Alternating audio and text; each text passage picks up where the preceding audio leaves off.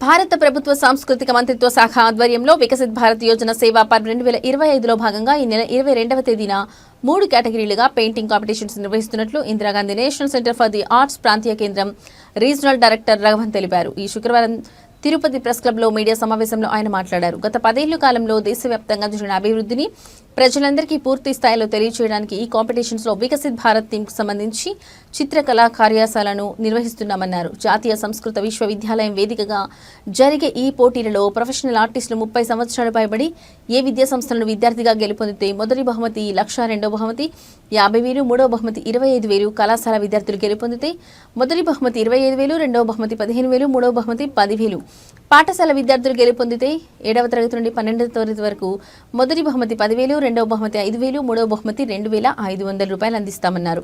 ఈ painting competitions లో పాల్గొనే వారికి మెటీరియల్స్ తామే అందిస్తామన్నారు. మరింత సమాచారం కోసం 9866874963 630360142ను సంప్రదించాలన్నారు. ఈ సందర్భంగా పెయింటింగ్ వర్క్ షాప్ కు సంబంధించిన గోడ పత్రికలను ఆవిష్కరించారు. ఈ కార్యక్రమంలో ప్రాజెక్ట్ అసిస్టెంట్ శ్రీహర్ష, ధనుష్ తదితరులు పాల్గొన్నారు.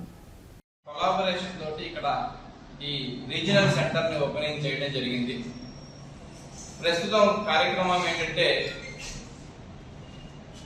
వికసిత భారత్ అనేటువంటి యోజనలో భాగంగా సేవా పర్వ్ అనేటువంటి పేరుతో సెప్టెంబర్ 17వ తేదీ నుండి అక్టోబర్ 2వ తేదీ వరకు కేంద్ర ప్రభుత్వం వారు సేవా పర్వ్ అనేటువంటి పేరుతో వివిధ ప్రాంతాలలో దేశం మొత్తం మీద 75 ప్రాంతాలలో ఎంపిక చేయబడినటువంటి కేవలం 75 ప్రాంతాలలో మాత్రమే విద్యార్థులకు అంటే పాఠశాల లెవెల్లో, కళాశాల, యూనివర్సిటీ లెవెల్లో మరియు ప్రొఫెషనల్ ఆర్టిస్టులు అయినటువంటి డ్రాయింగ్, పెయింటింగ్ ఆర్టిస్టులు అయినటువంటి వారికి ఒక కార్యశాల లాగా ఏర్పాటు చేసి వారికి 22వ తేదీన ఇక్కడ ఒక డ్రాయింగ్ కాంపిటీషన్, అంటే ఇది కాంపిటీషన్ కాదు, ఒక వర్క్ షాప్ లాంటిది. ఇందులో ఎంపికైనటువంటి ఉత్తమమైనటువంటి పెయింటింగ్స్ కి మంచి బహుమతులు, అవార్డులు ఇవ్వడం జరుగుతుంది.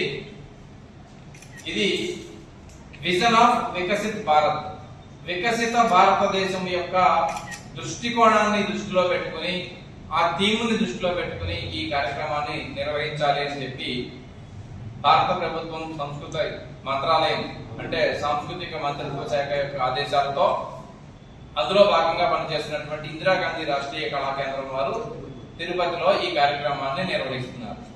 మనందరం కూడా సగర్వంగా చెప్తున్నటువంటి అంశం ఏంటంటే దేశం మొత్తం మీద ఎంపికైనటువంటి 75 కేంద్రాలలో తిరుపతి కూడా ఒక కేంద్రముగా ఎంపిక గావించబడింది. స్థానికంగా ఉన్నటువంటి రాష్ట్రీయ సంస్కృత విద్యాపీఠం లేదా జాతీయ సంస్కృత విద్యాపీఠం అనేటువంటి ఈ సంస్కృత యూనివర్సిటీలో 22వ తేదీన ఉదయం 9 గంటల నుండి ప్రారంభించి సాయంకాలం 6 గంటల వరకు ఈ వర్క్ షాప్ అనేటువంటిది జరుగుతుంది.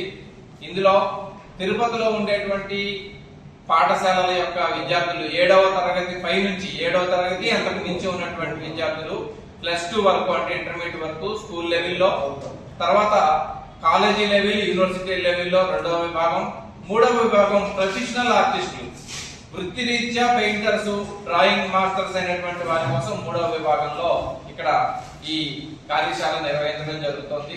ఇందులో అవార్డు చెప్పబడినటువంటి ప్రైజులు కూడా చాలా ఆకర్షణీయంగా ఉన్నాయి. అది ఏమిటి అంటే వృత్తిపరంగా ఉన్నటువంటి వాళ్ళకైతే మాత్రము మొట్టమొదటి ప్రైజు ఉత్తమమైనటువంటి పెయింటింగ్ కి 1,00,000 రూపాయలు, ద్వితీయ బహుమతిగా 50,000, తృతీయ బహుమతిగా